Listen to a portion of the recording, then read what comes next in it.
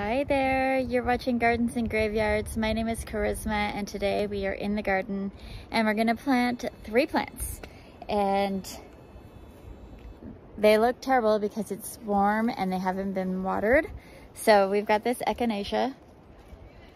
Sad. This is Cheyenne Spirit and it's gonna go in the medicine garden.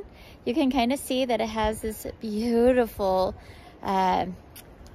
gosh, I don't even know what that color is. It's kind of like fuchsia on the edge with like a dark orange in the center. Absolutely gorgeous. I love it and I'm really excited to have it in the garden. I have a purple Echinacea that I recently planted down in the medicine garden, and this is going to go in the same tier on the opposite side, so that'll be kind of a fun addition. And then I picked up this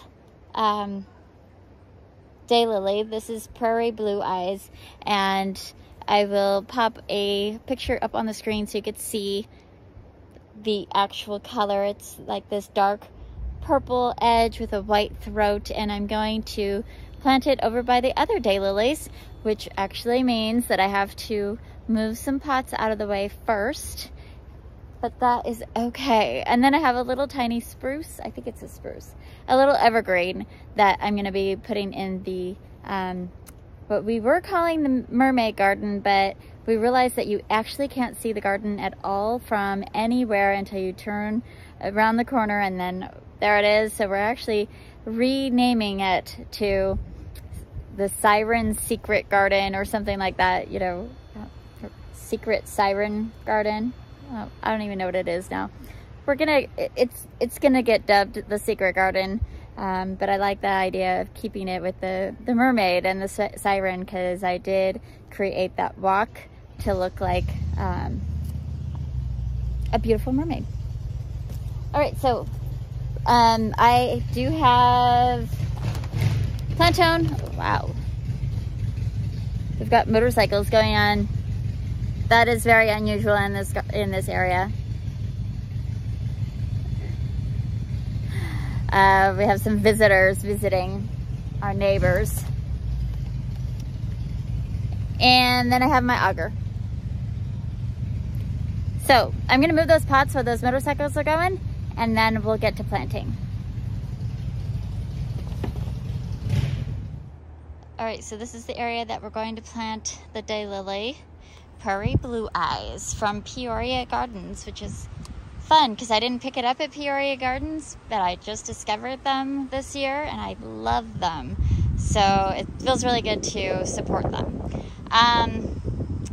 in any capacity. So I have ornamental lilies right here, and then I have daylily right here that is like a peachy color with a purple throat. And then we're gonna plant the new lily, or the new daylily, right here. And you could see that it's kind of like an empty space, a couple of empty spaces if my shadow wasn't in the way. We had a collection of like 5 or 6 pots right here. And that was because before this Edgeworthia got this huge, it had a lot more sun and it was a really empty space, but now this kind of like fills that in the summer. You don't need pots, but it'll be nice to have a little daylily collection back there. So we're gonna just dig a hole right here.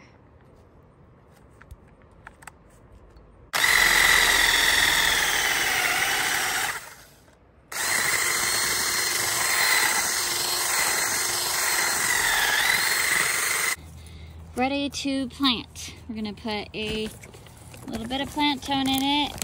Daylilies, it says they like to be in well-drained, fertile soil, although it also says that they'll grow in poor soil, which these guys, this one and this one, I don't fertilize them, so I know that they're good survivors. Sorry about the shadow, but I really can't I can't get to the other side. I can't stand on that side, so This one, the roots are coming through the bottom. I might have to cut it out.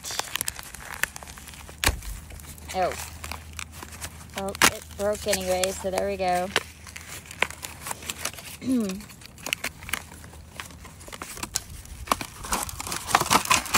This is something that you run into with discount plants for sure. Got some circling going on, so growing back up instead of out.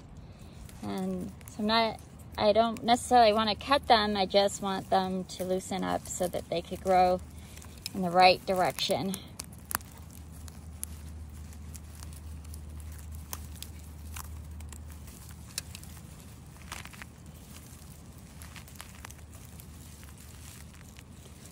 I could divide these a little bit, but I'm not going to. I think that they'll be happy together and they'll just sort of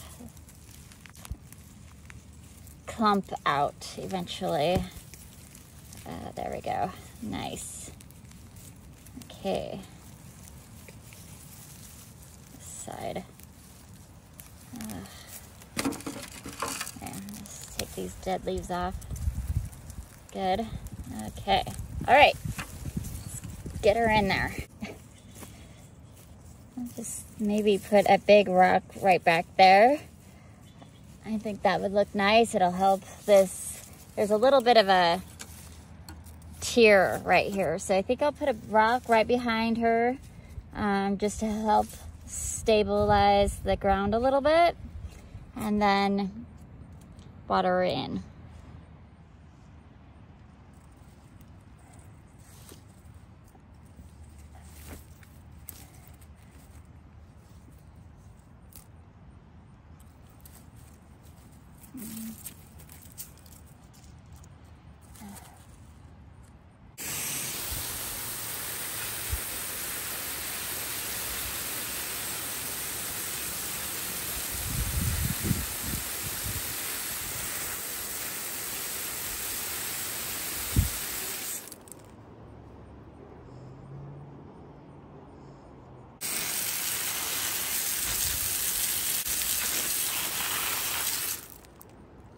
Well, eventually the weather will get all the dirt off that rock, but I think it looks adorable right there. It's gonna be a great display next spring.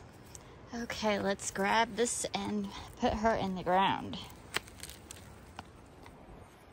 So we're down here in the medicine garden. We have some walking Egyptians here on the second tier that I just recently cleaned out and divided. We're gonna pop that Echinacea in right behind it. Right over here on this side, right there, between the chives and the rose campium, we have the purple Echinacea.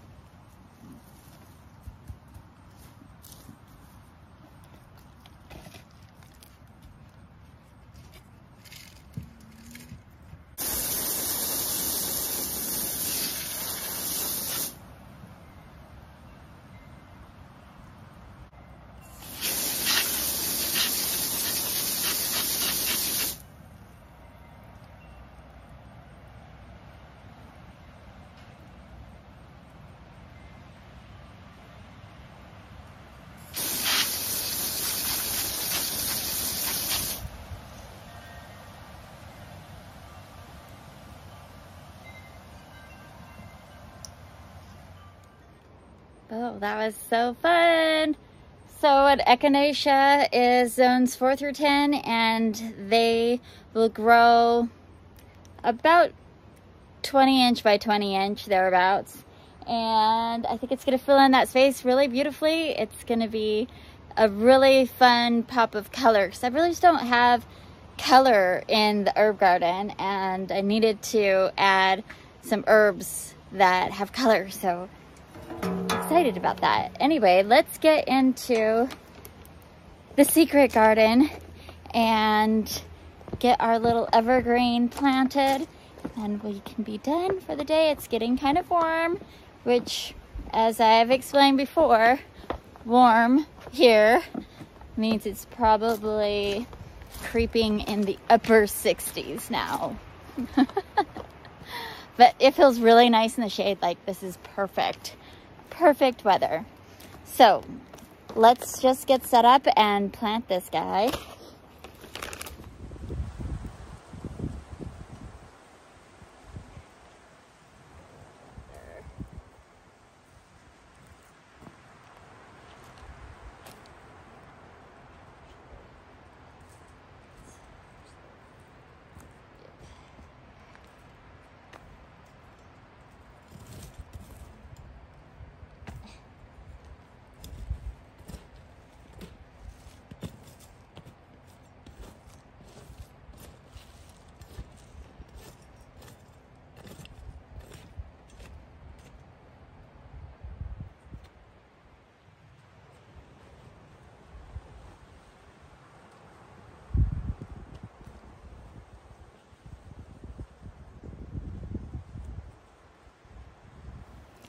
If you remember, this is a no-dig garden. So underneath this mulch, there is 2 layers of cardboard. So I'm just peeling back that cardboard and kind of tucking it underneath the edges to make space for this little tree.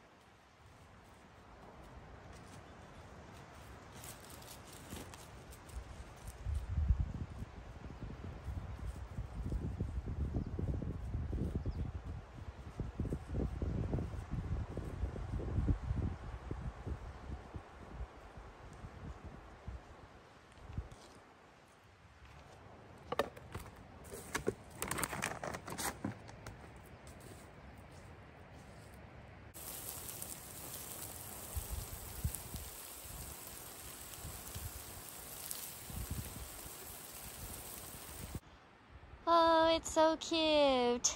I'm so excited. So we just planted these out yesterday, and I remembered I had this little guy to plant too, and this bed. So I cannot remember the name of that. I will pop it up on the screen when I look at my records. I pulled the tag off and put it in my records, and then I forgot to look before I made this video, and it'll stay in a nice cone shape. Really cute. Then we've got fuchsias along the back here, and a little mini rhododendron that blooms in the spring, yellow. And then we have an ocean spray, which will take up this whole section right here. And then we have a hosta on the end, and it's pretty much done. I think I would like to plant something right there, and then I'm gonna save this spot right here for annuals. But yeah, I think we're so close to calling this bed complete. And since we're down here, I'm just gonna show you this peanut butter tree. You know it's my pride and joy, but her blossoms are open. Oh, look at that, it's so cute. So stinking cute. And I recently just found out that another name for this tree is Mexican hydrangea. So maybe y'all know it better by that name than the peanut butter tree. But remember, the reason it's called a peanut butter tree is because when you do this and then smell your hands, it smells just like a brand new open bottle of peanut butter. Spikenard looks good. And then that's the mock orange, and I thought it was really interesting because the common name for this clariodendron, which is the Latin name for the peanut butter tree, clariodendron. Another not common name is the Mexican hydrangea, and then a common name for the mock orange is it's like Mexican orange or something like that. Anyway, it's windy. My goodness. But the panicle hydrangeas look beautiful in the wind. All right. Okay, we're gonna call it good for today. Thanks so much for gardening with me today, and until the next time, keep celebrating life, and we will see you in the next video. Bye.